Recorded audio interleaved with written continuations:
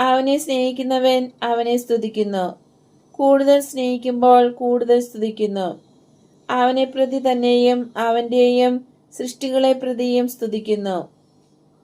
എന്നാൽ ഇനി എൻ്റെ ഹൃദയത്തോട് മൗനമായിരിക്കാൻ പറഞ്ഞ ശേഷം ഈശോയെ ഞാൻ അനുഗമിക്കുകയാണ്. ആരാധകയായിട്ടല്ല, റിപ്പോർട്ടറായിട്ട്, വിശ്വസ്തയായ റിപ്പോർട്ടർ.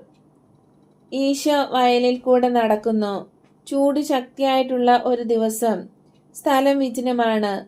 വയലിലെങ്ങും ഒരൊറ്റയാളുപോലുമില്ല.